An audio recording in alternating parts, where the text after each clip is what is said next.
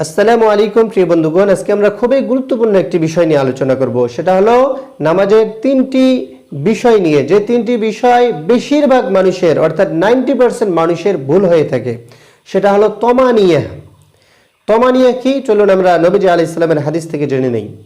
হাদিসটি হাদিস শরীফে বারংবার এসেছে, যেমন বুখারী শরীফের 793 নম্বর হাদিসে এসেছে, মুসলিম শরীফের 397 নম্বর হাদিসে এসেছে, সুনানে আবু দাউদের 856, 57 এবং 58 নম্বর হাদিসে এসেছে। হাদিসটা কত গুরুত্বপূর্ণ, বারবার এসেছে। হযরত আবু হুরায়রা রাদিয়াল্লাহু তাআলা আনহু তিনি হাদিসটা বর্ণনা করেন। তিনি বলেন, রাসূল সাল্লাল্লাহু আলাইহি সাল্লাম একবার মসজিদে প্রবেশ করলেন। তখন একজন ব্যক্তি মসজিদে প্রবেশ করলো এবং নামাজ আদায় করলো। নামাজ শেষে যখন ফিরে যাচ্ছিলেন তখন ব্যক্তি নবীজি আলাইহিস সালামকে সালাম দিলেন। নবীজি আলাইহিস সালাম ওই ব্যক্তিকে বললেন, ইরজি ফাসাল্লি ফাইন্নাকা লাম তুসাল্লি, ফিরে যাও, নামাজ পড়ো, কেননা তুমি নামাজ পড়োনি।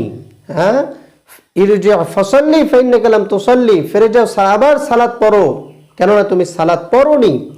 লোকটি দ্বিতীয়বার নামাজ পড়ে সালাত আদায় করে যখন আবার নবীজি আলাইহিস সালামকে এসে সালাম দিলেন, নবীজি আলাইহিস সালাম বললেন, ইরজি ফাসাল্লি ফাইন্নাকা লাম তুসাল্লি, ফিরে যাও, আবার সালাত আদায় করো, কেননা তুমি সালাত পড়োনি, নামাজ পড়োনি। হ্যাঁ, অথচ নবীজি আলাইহিস সালামের সামনেই লোকটি কিন্তু দুইবার নামাজ পড়লো। দ্বিতীয়বার নামাজ শেষ করে যখন নবীজি আলাইহিস সালামের কাছে এসলেন তখন নবীজি আলাইহিস সালাম আবার বললেন, ইরজি ফাসাল্লি ফাইন্নাকা লাম তুসাল্লি, ফিরে যাও, আবার নামাজ পড়ো, কেননা তুমি নামাজ পড়োনি। লোকটি তৃতীয়বার নামাজ শেষ করে নবীজি আলাইহিস সালামকে এসে বললেন, ইয়া রাসূলুল্লাহ, ওই আল্লাহর কসম, যেই আল্লাহ আপনাকে সত্য সহ প্রেরণ করেছেন, এর চেয়ে সুন্দর করে আমি আর নামাজ আদায় করতে পারি না, সালাত আদায় করতে পারি না। তখন নবীজি আলাইহিস সালাম তাকে সালাত নামাজ শিখালেন। নবীজি আলাইহিস সালাম তাকে বললেন, যখন তুমি নামাজে দাঁড়াবে তাকবীর দিবে, এরপরে কোরআন থেকে যেসব আয়াত তোমার জন্য সহজ হয় সেই আয়াত তেলাওয়াত করবে, অর্থাৎ সূরা ফাতিহার সঙ্গে অন্য সহজ আয়াতগুলো তুমি মিলিয়ে পড়বে যেগুলো তোমার কাছে সহজ হয়। এরপরে সুম্মারকা হাত্তা তাতমাইন্না রাকিআন, যখন তুমি রুকু করবে, রুকুই যতক্ষণ না তুমি প্রশান্ত হবে, স্থির হবে, গোটা শরীর যতক্ষণ না তোমার রুকুতে স্থির হয় ততক্ষণ পর্যন্ত রুকু করো।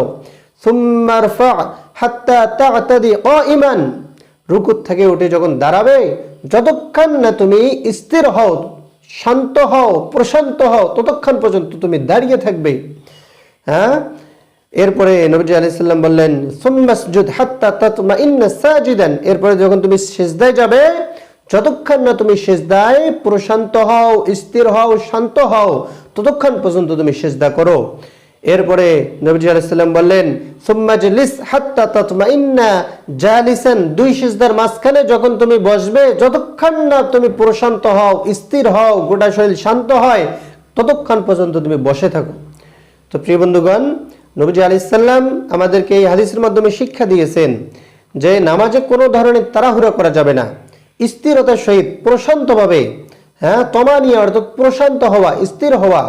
যখন রুকুতে যাব, রুকুর যে তাসবিহগুলো আছে, সুবহান রাব্বিয়াল আযীম, হ্যাঁ, অন্তত 7 বারের উপরে পড়ব। নবীজি আলাইহিস সালাম আরো তাসবিহ পড়তেন, সুবহানাকা আল্লাহুম্মা রাব্বানা ওয়া বিহামদিকা আল্লাহুম্মা ইগফিরলি, এই তাসবিহটাও নবীজি আলাইহিস সালাম রুকুতে পড়তেন। এর পাশাপাশি আরো তাসবিহ পড়তেন, আপনি এগুলো জেনে নেবেন। এরপরে যখন রুকু থেকে ওঠেন, সামি আল্লাহু লিমান হামিদা, এরপরে রব্বানা লাকাল হাম, নবীজি আলাইহিস সালাম আরো পড়তেন, হামদান কাসীরান তাইয়িবান মুবারাকান ফীহি, সুবহানাল্লাহ। এরপর যখন আপনি সিজদায় যাবেন, সুবহান রাব্বিয়াল আ'লা পড়েন, এর সঙ্গে সঙ্গে সুবহানাকা আল্লাহুম্মা রাব্বানা ওয়া বিহামদিকা আল্লাহুম্মা ইগফিরলি, সুবহানাকা আল্লাহুম্মা রাব্বানা ওয়া বিহামদিকা আল্লাহুম্মা ইগফিরলি, এই তাসবিহটাও নবীজি আলাইহিস সালাম পড়তেন। হ্যাঁ, আপনি জেনে নেবেন। এরপরে দুই সিজদার মাঝখানে যে দোয়াগুলো আছে সেই দোয়াগুলো আপনি শিখে নেবেন। আল্লাহুম্মা ইগফিরলি ওয়ারহামনি ওয়াহদিনি ওয়াআফিনি ওয়ারযুকনি, অন্য বর্ণনায় আছে আল্লাহুম্মা ইগফিরলি ওয়ারহামনি ওয়াজবুরনি ওয়াহদিনি ওয়াআফিনি ওয়ারযুকনি। আপনি যেটাই জানেন ওইটা আমল করবেন। হ্যাঁ, প্রয়োজনে যেটা বেশি শুদ্ধ, আপনি যেই দোয়াটা শুদ্ধভাবে জানেন ওই দোয়াটাই আপনি আমল করেন, কোনো অসুবিধা নেই। প্রিয় বন্ধুগণ, দুনিয়ায় যখন আপনি কোনো মন্ত্রীর সামনে, কোনো ডিসির সামনে, কোনো এসপির সামনে যখন দাঁড়ান, কত শান্তভাবে, ভদ্রভাবে, প্রশান্তভাবে দাঁড়ান, অথচ যখন আপনি আল্লাহর সামনে দাঁড়াচ্ছেন তখন আপনার তাড়াহুড়ো চলে আসতেছে, অস্থিরতা চলে আসতেছে। অথচ আপনি কার সামনে দাঁড়াচ্ছেন? যেই আল্লাহ আপনাকে, যখন আপনি নামাজ দাঁড়াইছেন তখন আপনাকে দেখতেছেন, সরাসরি আল্লাহ তাআলা আপনাকে দেখতেছেন। কোন আল্লাহর সামনে দাঁড়াইছেন?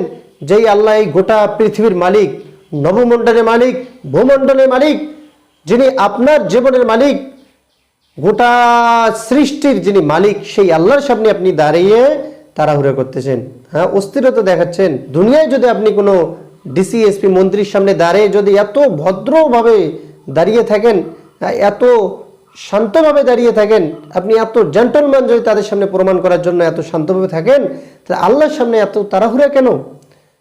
হ্যাঁ, আপনি আল্লাহর কাছ থেকে আসছেন, মরার পরে আল্লাহর কাছেই চলে যাবেন, ওই আল্লাহর সামনে তাড়াহুড়া, এটা আসলেই মানায় না, এটা আসলেই খারাপ দেখায়। এই জন্য আসুন প্রিয় বন্ধুগণ, নবী আলাইহিস সালাম আমাদেরকে যেভাবে সিজদা, রুকু, বসা, দাঁড়িয়ে থাকা শিখাইছেন, আমরা সেইভাবেই আমরা আমল করি। আল্লাহ রাব্বুল আলামিন আমাদের প্রত্যেককেই সুন্দরভাবে, সহিহ শুদ্ধভাবে, স্থিরভাবে, প্রশান্তভাবে সালাতগুলো আদায় করার তৌফিক দান করুন। আমিন। ওয়া মা তাওফীক ইল্লা বিল্লাহ। ওয়াসসালামু আলাইকুম ওয়া রাহমাতুল্লাহ।